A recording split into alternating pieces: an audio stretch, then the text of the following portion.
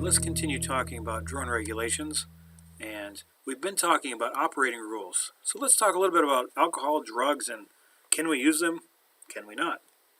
Well, the rules stipulate, and I quote, a person manipulating the flight controls of a small unmanned aircraft system, acting as remote pilot in command or visual observer, must comply with these rules. So, 91.17 and 91.19 are the rules for aircraft crew members as far as alcohols. We are held to the same standard when flying the drone as someone flying an airplane. So, whether you are the person manipulating the controls, the pilot in command, or the visual observer, you have to follow these rules. It's not enough to simply say, well, I'm drunk, so I'm going to let Susie over here fly the drone for me, and I'll just tell her where to go and what to do.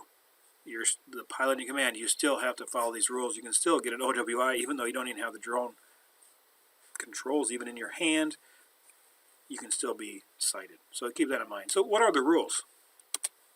Well, the rules explicitly say you may not act as a crew member if you have consumed an alcoholic beverage within 8 hours of the flight. Now, I'm sure some of you have heard about, pilot, he shows up to work and he gets he gets cited for having alcohol in his system or being drunk.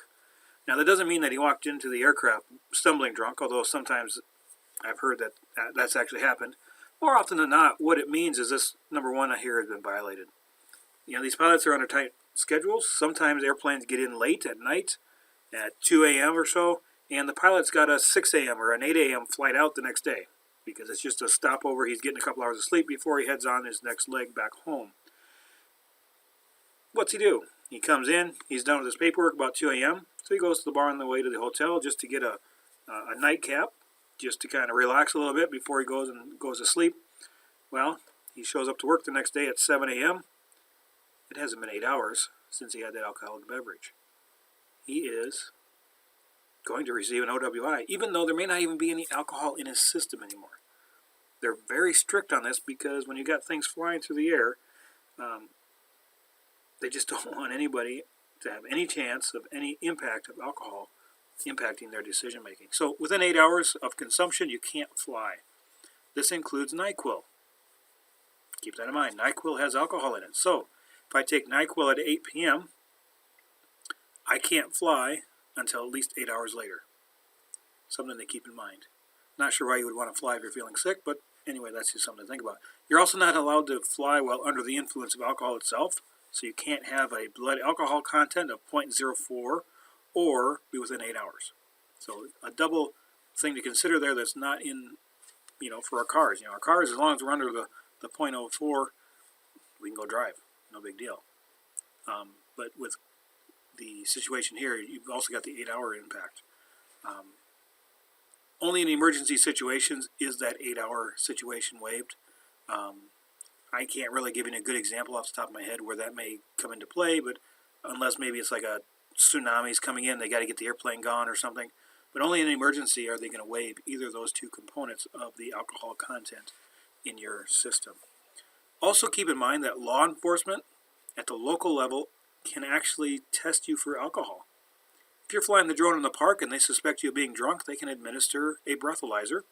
They can require you to go down to the station and administer to a P-test or whatever else they may determine is necessary to determine if you're drunk or not. They can actually do this even if you're just flying a drone.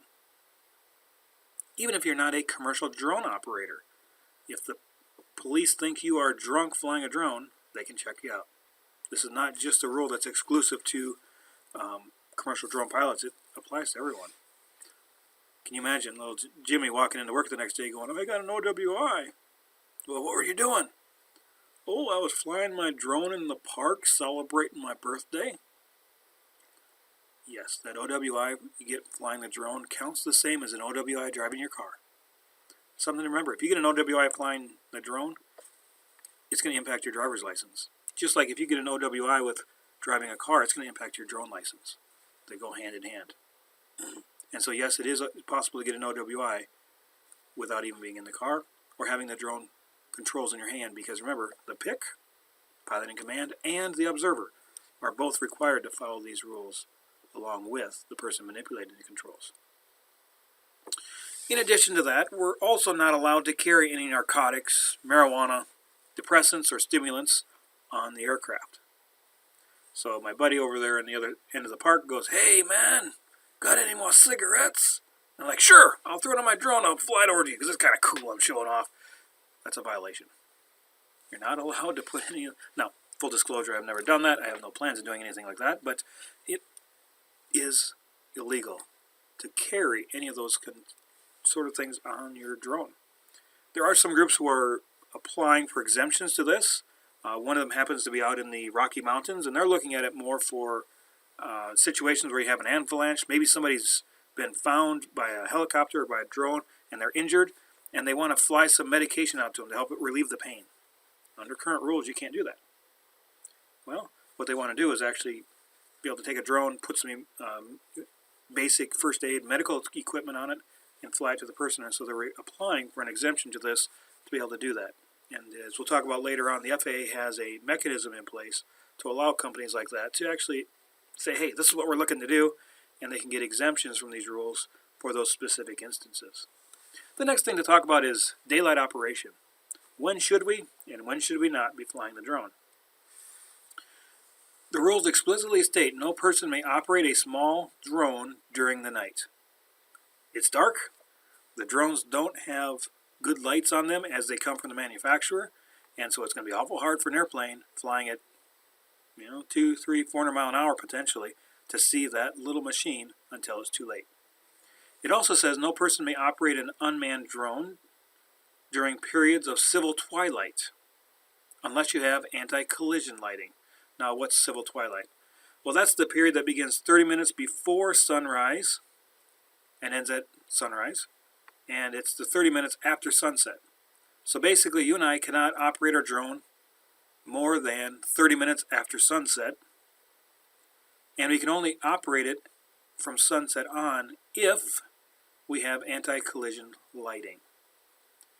That lighting has to be bright enough that someone can see it for at least 3 miles. So that's some pretty bright lights.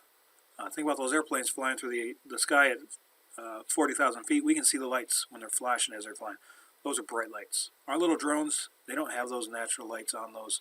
They don't have those lights on the drones as they come from the manufacturer. So it's something we'd have to add on. Very expensive, and it would also take a lot of battery juice. So probably not very practical either. Big thing they'll ask you on this slide here, can't operate at night. They'll ask you about civil twilight. They may give you a situation and say, is this person legal? And they'll also make sure that you need to know that the 3 statute miles with the anti-collision lighting. Why 3 miles? Well, it gives the airplane operator at least an opportunity to see the drone and react prior to him hitting the drone. So that is daylight operation. They also have a rule requiring us that we have to be able to see the drone with an unaided eye, other than corrective lenses, all the time. Why? Well, you've got to know the aircraft's location, you've got to know the altitude, you've got to know the attitude, which is direction of heading, and direction of flight.